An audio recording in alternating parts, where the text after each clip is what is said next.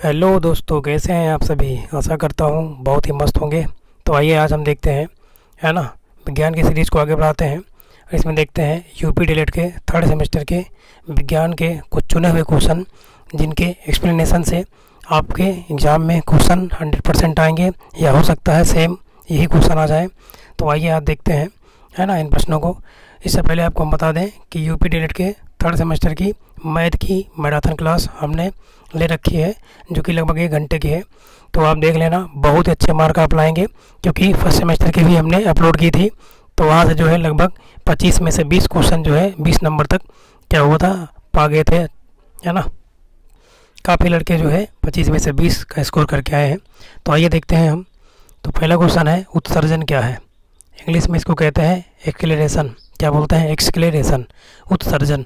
तो देखिए क्या होता है, हम पहले भी इसके बारे में चर्चा कर चुके हैं, क्योंकि एग्ज़ाम का समय है। तो देखते हैं एक बार फिर से, ये कुछ महत्वपूर्ण प्रश्न है। तो शरीर में होने वाली विभिन्न क्रियाओं के फलस्वरूप, है ना, विभिन्न पदार्थों का क्या होता है, विघटन होता रहता है, जिसके फलस्वरूप अनेक हानिकारक तथा अवशिष्ट पदार्थ क्या होते हैं, हमारे शरीर में बनते रहते हैं। इन्हीं पदार्थों का शरीर से बाहर निकालना ही क्या कहलाता है, उत्सर्जन कहलाता है। और ये कार्य जिन अंगों द्वारा किया जाता है वो क्या कहलाते हैं, सभी के सभी उत्सर्जी अंग कहलाते हैं। तो उत्सर्जन अंग के मुख्य कौन कौन से अंग हैं उत्सर्जन के, है ना, जो हमारे शरीर से अवशिष्ट पदार्थों को बाहर निकालने का कार्य करते हैं। तो कौन कौन है? जैसे कि यहाँ पे गुर्दा है, वृक्क है ना, इसको कहता है ना, किडनी इसको बोलते हैं इंग्लिश में। मूत्रवाहिनियाँ हैं, मूत्राशय है और मूत्र मार्ग है। ठीक है, आगे लिखा है मूत्र मार्ग आदि। ये सभी क्या है, हमारे शरीर से क्या करते हैं, अवशिष्ट पदार्थों को बाहर निकालने का या हानिकारक पदार्थों को बाहर निकालने का कार्य करते हैं। तो देखिए, हम ऐसे आपको बताते हैं इसके बारे में एक सरल सी परिभाषा, कि शरीर में, है ना, शरीर से नाइट्रोजन युक्त अवशिष्ट पदार्थों को बाहर निकालने की प्रक्रिया क्या कहलाती है, उत्सर्जन। और जिन अंगों द्वारा ये क्रिया होती है उन अंगों को कहते हैं उत्सर्जी अंग। जैसे कि इनके एग्जाम्पल हैं, वृक्क है, मूत्रवाहिनियाँ है, मूत्राशय है, मूत्रमार्ग है आदि। ठीक है ना। तो अगला क्वेश्चन देखते हैं। अगला क्वेश्चन बहुत ही महत्वपूर्ण है ना। मैंने बहुत ही गिने चुने क्वेश्चनों को लिया है। तो देखिएगा, खाद्य पदार्थों मतलब खाने योग्य जो पदार्थ होते हैं का रख रखाव, मतलब उनको सुरक्षित रखने के लिए प्रिजर्वेशन किस प्रकार से किया जा सकता है। प्रिजर्वेशन इंग्लिश वर्ड है, मतलब उनको हम कैसे सुरक्षित रख सकते हैं। तो देखिएगा, इनकी कई सारी विधियाँ होती हैं, जिनमें पहली विधि पूछ लेगा आपसे, है ना, इसका बहुविकल्पीय बन जाता है।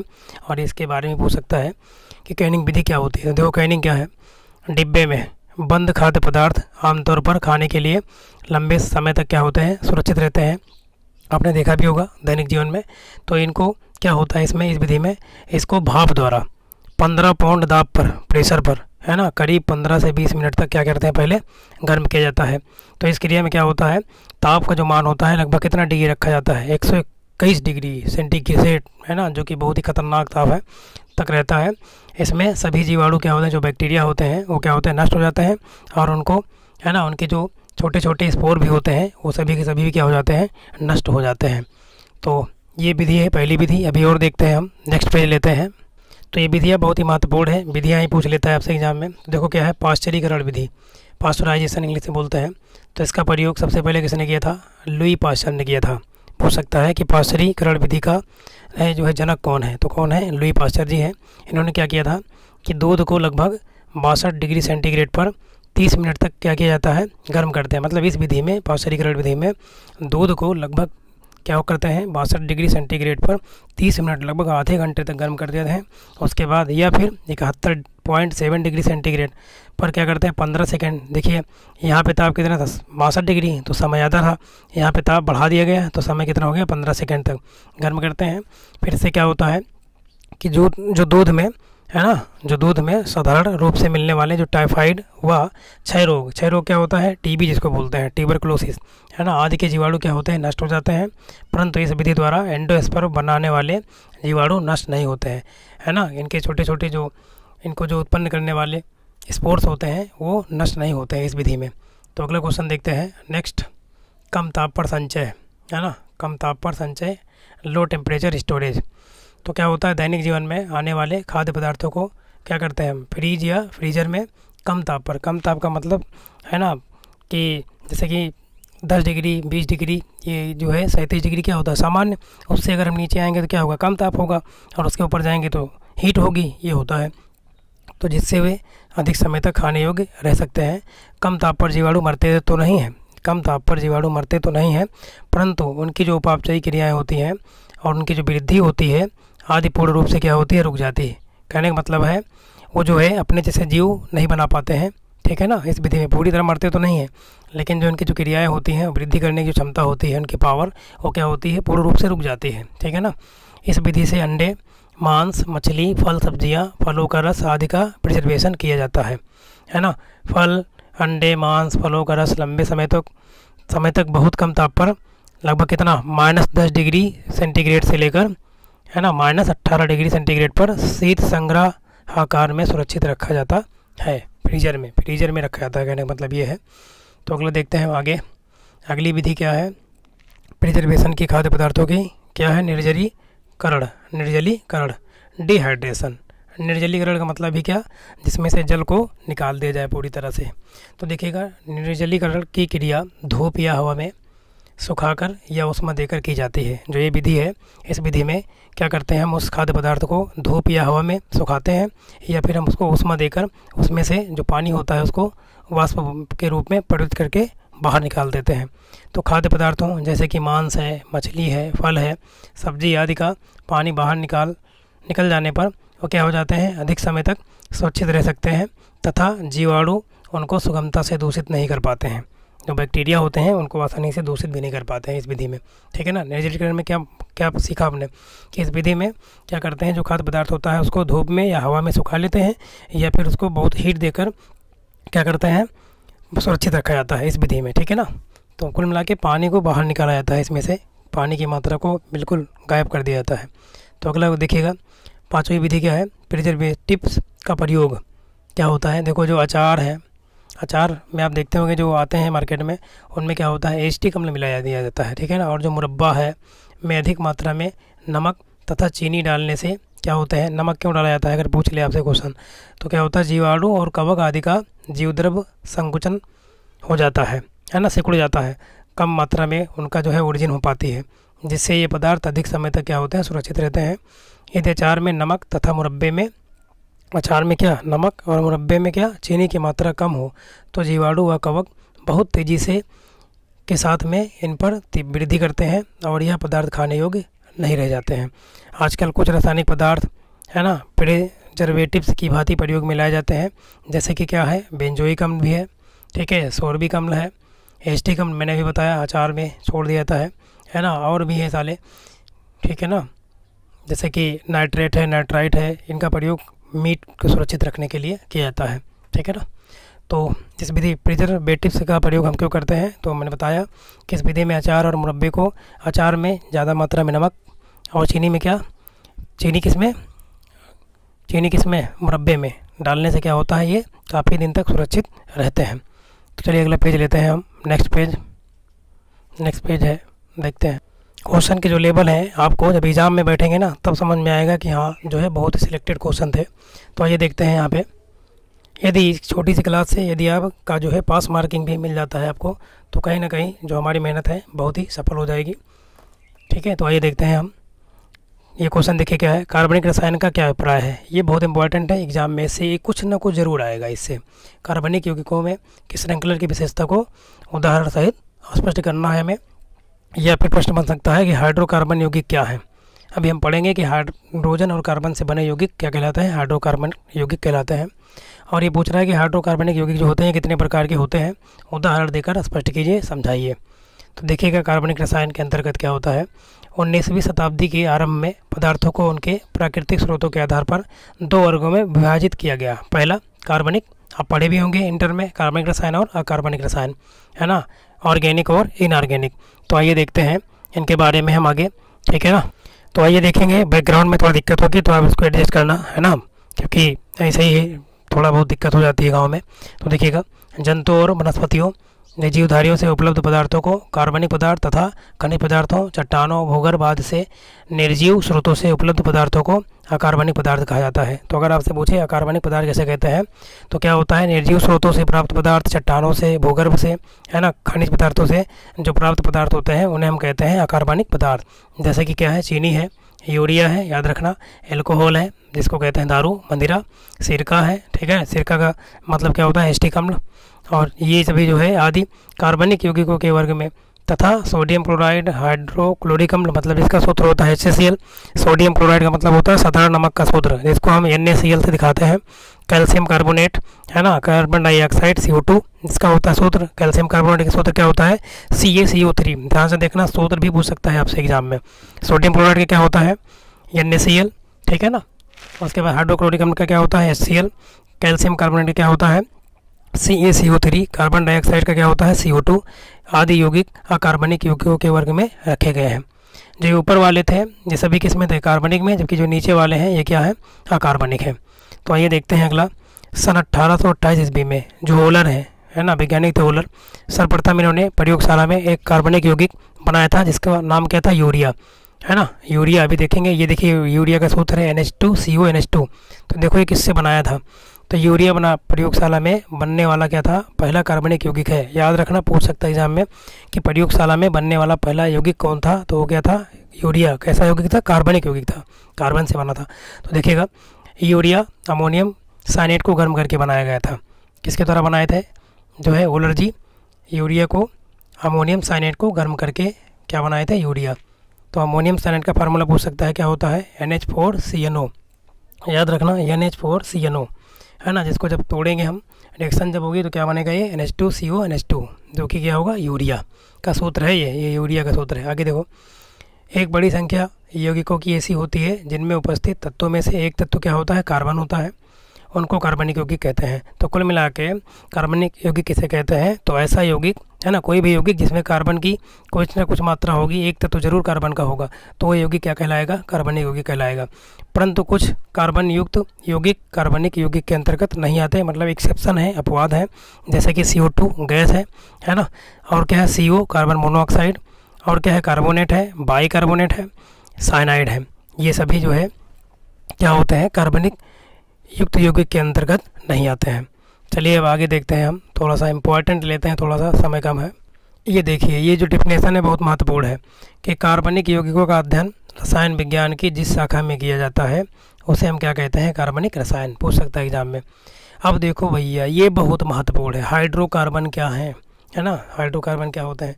तो देखिएगा, हाइड्रोकार्बन को जब अलग करेंगे तो इसमें दो चीज़ों से बनकर बना है, हाइड्रोजन प्लस कार्बन से। तो ऐसे जो है तत्व जिनमें हाइड्रोजन और कार्बन दोनों पाए जाएंगे। तो देखिएगा, कार्बन तथा हाइड्रोजन तत्वों के रासायनिक संयोग से जो बने यौगिक होते हैं क्या कहलाता है, हाइड्रोकार्बन। इनके एग्जाम्पल पूछ सकता है आपके एग्जाम में कि हाइड्रोकार्बन के एग्जाम्पल दीजिए। तो कौन है, मेथेन, देख रहे हैं आप, जिसका सूत्र क्या होता है, CH4। ये गैस कहाँ से मिलती है, सड़े गले स्थानों से, दलदले स्थानों से, जहाँ पानी का भराव बहुत रहता है, वहाँ से मिलती है ये। और क्या है, एथेन, जिसका सूत्र है C2H6। और क्या है, एथिलीन, जिसका सूत्र है C2H4। और एसिटिलीन गैस है ना, जिसका वेल्डिंग में प्रयोग करते हैं, क्या है, C2H2। ये सभी क्या है, हाइड्रोकार्बन के उदाहरण है, क्योंकि इन सभी में कहीं ना कहीं हाइड्रोजन का तत्व है और किसका है, कार्बन का तत्व है। तो आगे देखते हैं हम नेक्स्ट। अब हम देखते हैं हाइड्रोकार्बन के प्रकार, है ना। तो कौन कौन है, पहला है संतृप्त हाइड्रोकार्बन। तो देखिए, संतृप्त हाइड्रोकार्बन क्या होता है, ये भी बहुत एग्जाम में पूछ लेगा, आपके एग्जाम में आया भी है पहले। तो वह हाइड्रोकार्बनिक यौगिक जिनमें कार्बन कार्बन के मध्य क्या होता है, एकल बॉन्ड होता है ना, जैसे कार्बन और फिर ये कार्बन, इसके बीच में कितना सिंगल बॉन्ड होगा, तो ये क्या आएगा, संतृप्त हाइड्रोकार्बन। अर्थात कार्बन की चारों संयुक्ताएं एकल बंध द्वारा संतृप्त रहती हैं, संतृप्त हाइड्रोकार्बन कहलाते हैं। तो कहीं ना कहीं हम ये कह सकते हैं कि वह हाइड्रोकार्बन यौगिक जिसमें कार्बन कार्बन के मध्य क्या हो, एकल बंध हो, सिंगल बॉन्ड हो, वो क्या कहलाता है, वो क्या कहलाएगा, संतृप्त हाइड्रोकार्बन। जिसका उदाहरण क्या दिया है, मेथेन है ना, जिसका क्या होता है, संरचना सूत्र देखो इधर C। उसके बाद कार्बन हमेशा क्या होता है, हर 4 हाइड्रोजन से जुड़ा होता है। तो देखिएगा, ये सिंगल बॉन्ड है और 4 हाइड्रोजन से ये मिलकर बना है ना, इसकी संरचना है मेथेन की, अगर पूछ ले तो ये देख सकते हैं। ये कैसा उदाहरण है, संतृप्त हाइड्रोकार्बन का। और ऐसे क्या है, एथेन का है, ठीक है ना, याद करना। अगला क्वेश्चन देखिए, असंतृप्त हाइड्रोकार्बन क्या है। तो ऐसे हाइड्रोकार्बन जिनमें कार्बन कार्बन परमाणुओं के मध्य कम से कम एक क्या हो, द्विबंध, मतलब कम से कम एक डबल बॉन्ड पाया जाएगा, और त्रिबंध भी हो सकता है। तो जिसमें ये उपस्थित होंगे डबल बॉन्ड या ट्रिपल बॉन्ड, वो सभी हाइड्रोकार्बन क्या कहलाएंगे, असंतृप्त हाइड्रोकार्बन। इनके उदाहरण देखिए, उदाहरण जरूर याद कर लेना। कौन है, एथिलीन, क्या है, एथिलीन, जिसका सूत्र क्या होता है, C2H4। और क्या है, एसिटिलीन, जिसका सूत्र क्या होता है C2H2, ठीक है ना। एसिटिलीन में ट्रिपल बॉन्ड पाया जाता है, जबकि एथिलीन में क्या होता है, डबल बॉन्ड पाया जाता है। तो आइए हम आगे देखते हैं, है ना। डबल बॉन्ड ट्रिपल बॉन्ड जिसमें पाया जाएगा जिस हाइड्रोकार्बन में, वो क्या हो जाएगा, वो हो जाएगा आपका असंतृप्त हाइड्रोकार्बन। जबकि जिस हाइड्रोकार्बन यौगिक में कार्बन कार्बन के बीच में सिंगल बंध या एकल बंध पाया जाएगा, वो क्या हो जाएगा, आपका संतृप्त हाइड्रोकार्बन, याद रखना। तो चलिए अगला देखते हैं। बहुत ही ज़बरदस्त क्वेश्चन है जितने भी हमने लिए हैं यहाँ पे।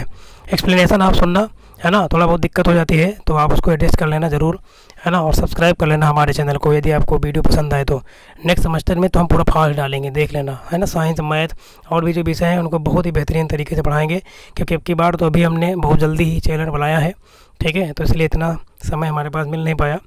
फिलहाल कोशिश जारी है, देखते हैं। तो देखिए अगला क्वेश्चन, ये भी क्वेश्चन पूछा है, देखो 17 में पूछा था, हो सकता है आ जाए एग्जाम में, इंपॉर्टेंट भी है कि मीथेन को मार्स गैस क्यों कहते हैं। मैंने भी बताया था मीथेन का सूत्र क्या होता है, CH4। मीथेन कैसा हाइड्रोकार्बन है, संतृप्त हाइड्रोकार्बन है। क्यों है, क्योंकि इसमें कार्बन कार्बन के मध्य सिंगल बॉन्ड पाया जाता है, ठीक है। तो आइए देखते हैं इसको मार्स गैस क्यों कहते हैं। तो मीथेन जो होती है प्राकृतिक गैस है और तेल कुओं से निकलने वाली गैसों में उपस्थित होती है। मैंने बताया है जहाँ भी पानी का भराव या सड़े गले पदार्थ पाए जाएंगे पानी के भराव में, वहाँ से कौन सी गैस रिलीज होती है, मीथेन गैस। अगर आपसे पूछ ले तो गोबर से कौन सी गैस निकलती है, तो मीथेन गैस, है ना। ये धान के खेतों से जो गैस निकलती है वहाँ से भी कौन सी रिलीज होती है, मीथेन गैस, याद रखना, इसको पूछ सकता है। तो दलदली स्थानों, मैंने बताया भी था जैसे कि पेड़ पौधों व अन्य कार्बनिक पदार्थों के सड़ने से जो उत्पन्न गैसों का मुख्य घटक क्या होता है, तो उनमें मेन क्या होती है, मीथेन। बाकी और भी गैसें होती हैं। तो मीथेन को इसीलिए क्या कहते हैं, मार्स गैस कहते हैं। मार्स का मतलब है सड़े गले स्थानों से जो गैस प्राप्त हो उसे हम कहते हैं मार्स गैस, ठीक है ना। अगला क्वेश्चन देखते हैं कि मुक्त रूप में कार्बन की उपस्थिति को समझाना है यहाँ पे, है ना। तो देखिएगा अधिकांश सजीव एवं निर्जीव पदार्थों में कार्बनिक या कार्बन यौगिकों के रूप में क्या होता है, प्राप्त होता है। अधिकांश, चाहे वो सजीव हो चाहे निर्जीव हो पदार्थ, उनमें क्या होता है, कार्बन का यौगिक उपस्थित होता है। तो साथ ही कहीं ना कहीं कार्बन क्या होता है, कोयला, कालिख, ग्रेफाइट, हीरा आदि विभिन्न रूपों में मुक्त अवस्था में पाया जाता है। ये सभी पदार्थ क्या होते हैं, कार्बन तत्व के विभिन्न रूप हैं, जिन्हें हम कार्बन के क्या कहते हैं, अपर रूप कहते हैं। अगर आपसे पूछ ले तो कार्बन के अपर रूप कौन कौन से हैं, तो हीरा है, ग्रेफाइट है ना, कालिख है, कोयला है, ये सभी क्या है, कार्बन के अपर रूप हैं, एलोट्रोप्स ऑफ कार्बन है। तो कार्बन के अपर रूप की परिभाषा अगर पूछे तो क्या होता है, इसका मतलब कार्बन के इस विभिन्न रूपों के सभी रासायनिक गुण तो समान होते हैं।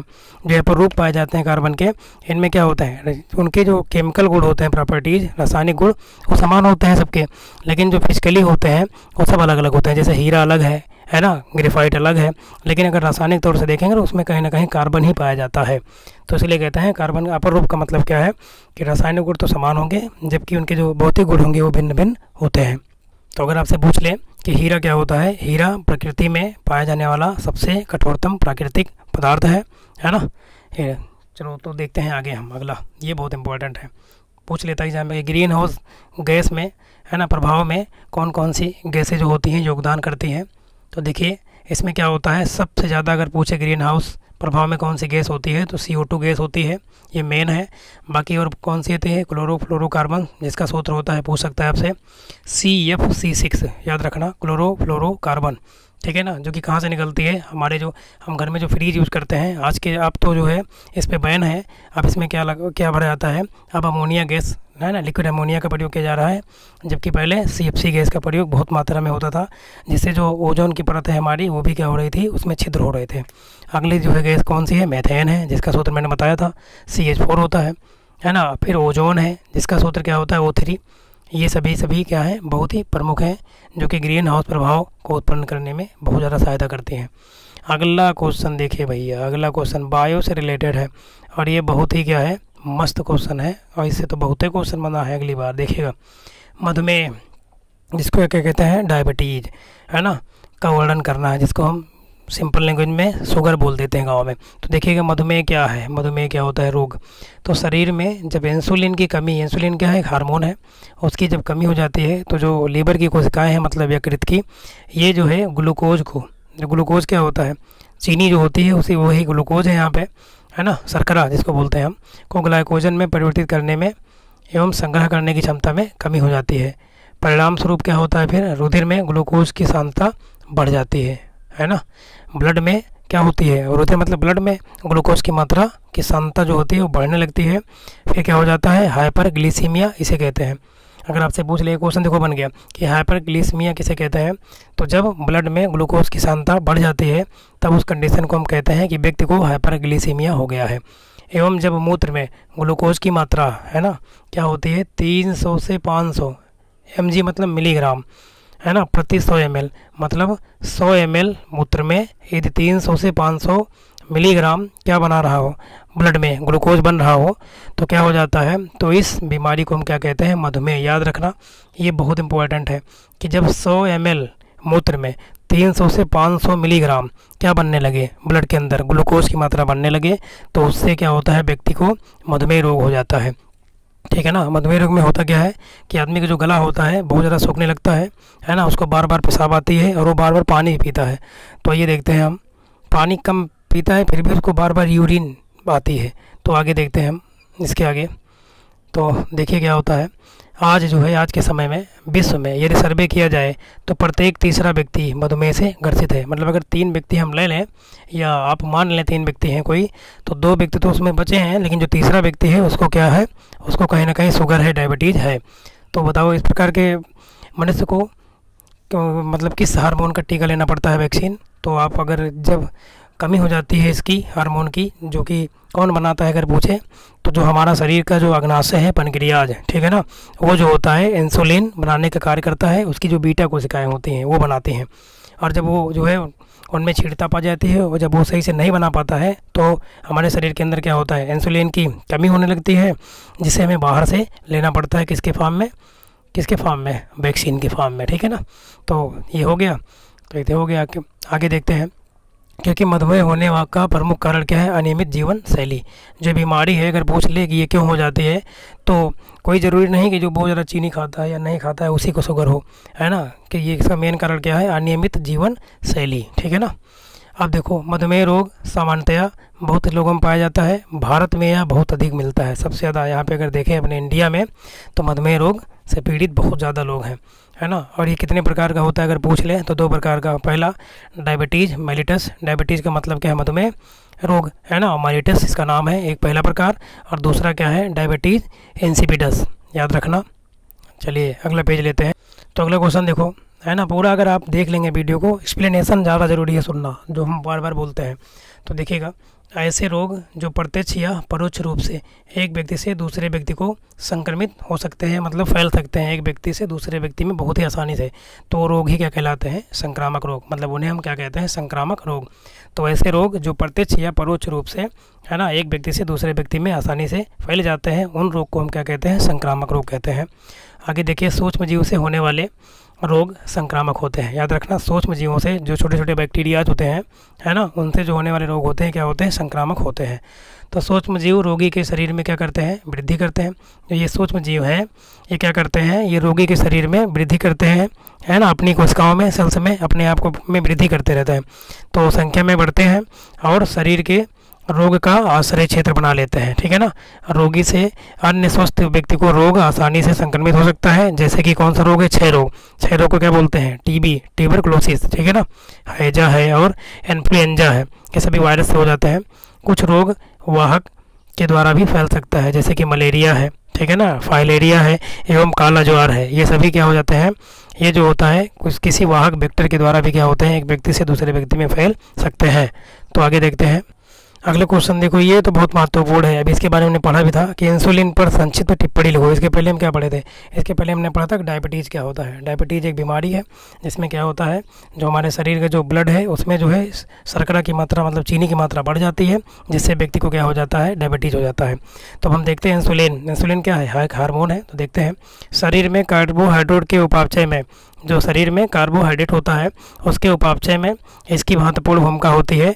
तो देखते हैं पहला क्या है, यह कार्बोहाइड्रेट के पाचन से बने जो ग्लूकोज होता है उसको ग्लाइकोजन में क्या करता है, बदल देती है और यकृत एवं पेशियों में संग्रहित करती है। ठीक है। अगला है, ग्लूकोज के ऑक्सीकरण से ऊर्जा विमुक्त होती है। तीसरा है, रुधिर में ग्लूकोज की निश्चित मात्रा को बनाए रखती है। कौन, इंसुलिन हार्मोन जो है, ये इसके सभी कार्य हैं ये। अगला कार्य क्या है कि कोशिकाओं की आधारी उपापचय, मतलब बेसल मेटाबॉलिक रेट, BRM जिसको कहते हैं, BRM, इसको क्या करती है, प्रभावित करती है। अगला वसा उत्कोमय वसा संश्लेषण अर्थात लाइपोजीनियस को भी क्या करती है, ये प्रभावित करती है। तो चलिए अगला क्वेश्चन देखते हैं, है ना। थोड़ा बहुत म्यूजिक में अगर प्रॉब्लम होगी, जो पीछे से अगर आ रही होगी कोई म्यूजिक, है ना, कोई आवाज़, तो आप थोड़ा धैर्य बना लेंगे।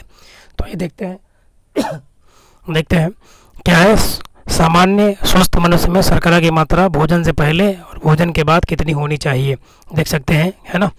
तो सामान्य स्वस्थ व्यक्ति में खाना खाने से पहले जो शर्करा की जो मात्रा है, ग्लूकोज का स्तर, वो कितना होना चाहिए हमारे शरीर में, 70 से 110 मिलीग्राम प्रति 100 ml लीटर, मतलब 100 मिलीलीटर जो है ब्लड में, है ना, जो ये शर्करा है इसकी मात्रा कितनी होती है खाना खाने से पहले, 70 से 110 मिलीग्राम mg होती है। लेकिन जब खाना खा लेते हैं तो उसके बाद में इसका स्तर बढ़कर कितना हो जाता है, 110 से 140 मिलीग्राम प्रति 100 मिलीलीटर हो जाता है। अब इसकी मात्रा क्या हो गई, बढ़ गई है 100 ml में ही, ठीक है ना। तो क्या होगा, फिर धीरे धीरे कम होता चला जाता है, पर मधुमेह हो जाने पर यह स्तर सामान्य नहीं होता। अगर किसी व्यक्ति को मधुमेह हो गया तो जो ये मात्रा है ना, जो बढ़ जाती है, ये भी कमी, ये जो है कम होता ही नहीं है ना। इसीलिए जो है मनुष्य को क्या करना पड़ता है, बाहर से इंसुलिन लेना पड़ता है, इंसुलिन हार्मोन का वैक्सीन लेना पड़ता है। अगला क्वेश्चन देखो, हृदयघात पर संक्षिप्त टिप्पणी। हृदयघात क्या है, हार्ट अटैक जिसको कहते हैं, ये क्या है देखिए।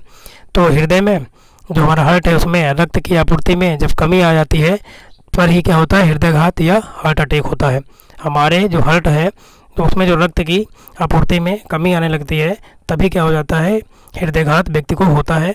यह धमनियों के सक्रियपन का मतलब जो है उनका जो क्या बोलते हैं, आयतन जो होता है धारण करने का कम हो जाता है, मतलब वो सिकुड़ जाती है के कारण हो सकता है, या फिर धमनी में कहीं कहीं रक्त का थक्का बन जाने के कारण भी यह रुकावट पैदा कर देता है, जिसके कारण से व्यक्ति को क्या हो जाता है, हृदयाघात मतलब हार्ट अटैक। तो कुल मिला के हार्ट अटैक होने का मेन कारण क्या है कि रक्त की आपूर्ति में कमी आ जाती है हृदय में, जिसके कारण जो होता है व्यक्ति को हार्ट अटैक हो जाता है। इसमें क्या होता है, जो धमनियाँ होती हैं जो ब्लड को एक स्थान से दूसरे स्थान तक ले जाती हैं शुद्ध रुधिर को, उसमें सकरापन आ जाता है ना, जो उनकी जो रास्ता मार्ग होता है उसमें रुकावट हो जाती है, इसी कारण ये रोग होता है। या फिर कहीं कहीं क्या होता है, ये रक्त का थक्का बन जाता है तो भी क्या हो जाएगा, हार्ट अटैक हो जाता है। तो अगला क्वेश्चन देखते हैं भैया, बहुत ही महत्वपूर्ण है। प्रतिजैविक दवा भी किसे कहते हैं, एंटीबायोटिक जो मेडिसिन होती हैं उन्हें, उसको हम क्या कहते हैं और इनका उपयोग बताना है हमें। तो देखिएगा, प्रतिजैविक दवाएं वह होती हैं, मतलब एंटीबायोटिक जो मेडिसिन है वह होती हैं जो बीमारी के विषाणुओं को क्या करती हैं, मारती हैं तथा रोगों से लड़ने वाले जीवाणुओं को प्रबल या बल प्रदान करती हैं। क्या करती हैं, जो प्रतिजैविक दवाएं होती हैं, ये जो विषाणु होती हैं बीमारी के, उनको क्या करती हैं, मारती हैं, और जो रोग होते हैं उनसे लड़ने वाले जीवाणुओं को बल प्रदान करती हैं, ठीक है ना। और इनका उपयोग क्या होता है, ऑपरेशन के बाद में घाव सुखाने, वायरल फीवर जब किसी को हो जाए, और जुकाम, पेट दर्द आदि जैसी बीमारियां जैसे कि हैजा है, चेचक है, पेचिस है आदि को ठीक करने में होता है। किसका प्रयोग, एंटीबायोटिक का, मतलब प्रतिजैविक दवाओं का, ठीक है ना। तो याद कर लेना। देखिए, कोई ज़रूरी नहीं कि ये क्वेश्चन आए, लेकिन जो इसका एक्सप्लेनेशन है उनसे क्वेश्चन जरूर बनेंगे, चाहे बहुविकल्पीय में, चाहे अति लघु उत्तरीय में, चाहे लघु उत्तरीय में, ठीक है ना। तो ये मतलब है, अब कोई जरूरी थोड़ी ना है कि जो क्वेश्चन पढ़ रहे हैं यही आए, लेकिन इससे क्वेश्चन बनेगा, ये 100 हम कह सकते हैं %, ठीक है ना, कि बनेगा जरूर। अगला जो क्वेश्चन लिया है एग्जाम में आया भी है कि पत्तियों के क्या क्या कार्य होते हैं, ये पूछा है पत्तियों के कार्य क्या होते हैं। तो देखिएगा, याद कर लेंगे, एक बार पढ़ लेंगे कि पत्तियों का कार्य क्या होता है। ये क्या करती हैं, पौधों के लिए भोजन बनाती हैं। पत्तियाँ क्या करती हैं, पौधे के लिए भोजन बनाती हैं। दूसरा, पौधों के लिए सांस लेने का भी कार्य करती हैं, ठीक है ना, क्योंकि इसमें रंध्र पाए जाते हैं। उसके बाद तीसरा है, प्रकाश संश्लेषण में सहायक होती हैं, ठीक है ना। अगला क्वेश्चन देखिएगा, पत्तियाँ उत्सवेदन की क्रिया को नियंत्रित करती हैं। अगला है, कलिकाओं को सुरक्षा प्रदान करने का कार्य भी करती हैं। कौन, पत्तियां। तो ये पत्तियों का कार्य एक बार देख लेना। एक बार हम और आपको बता दें कि आप फूल के बारे में जरूर पढ़ के जाना, फूलों से संबंधित क्वेश्चन, फूलों के बारे में ना, उनके जो भाग होते हैं, है ना, जैसे कि नर भाग कौन होगा, मादा भाग कौन होगा, पुंकेसर या स्त्री केसर किसे कहते हैं। तो नर भाग क्या होता है, वो होता है पुंकेसर, जबकि मादा भाग क्या होता है, स्त्री केसर, है ना, जायांग और इन सबके बाहे, दलपुंज, इनके सबके बारे में पढ़ के जाना थोड़ा सा, ठीक है। तो अगला पेज लेते हैं हम, अगला पेज नेक्स्ट। ये देखिए, एक प्रकार से फिजिक्स के क्वेश्चन है। देखो, प्रतिध्वनि किसे कहते हैं। तो आपको हम और बताते चलें कि हमने 1-2 वीडियो जो है मैराथन क्लास ली है विज्ञान की, आप उन्हें देख भी सकते हैं अच्छा स्कोर करने के लिए एग्जाम में। तो आइए देखते हैं प्रतिध्वनि क्या है। तो किसी तल से परावर्तित ध्वनि को, है ना, ही प्रतिध्वनि कहते हैं। मतलब जब कोई ध्वनि किसी स्थान से टकराकर पुनः वही सुनाई पड़ती है, किसी व्यक्ति को कानों तक आती है उसके, तो वह ध्वनि क्या कहलाती है, प्रतिध्वनि कहलाती है, ठीक है। तो स्पष्ट प्रतिध्वनि सुनने के लिए ये पूछ सकता है आपके एग्जाम में कि अगर आपको स्पष्ट प्रतिध्वनि सुननी है तो आपके और उस दीवार के जहाँ पे है ना उसके बीच की दूरी कितनी होनी चाहिए कम से कम, है ना, उस स्थान के तो कितनी होनी चाहिए 16.6 मीटर, या फिर कहीं कहीं 17 मीटर भी मिलता है, तो दोनों सही रहेंगे, याद रखना।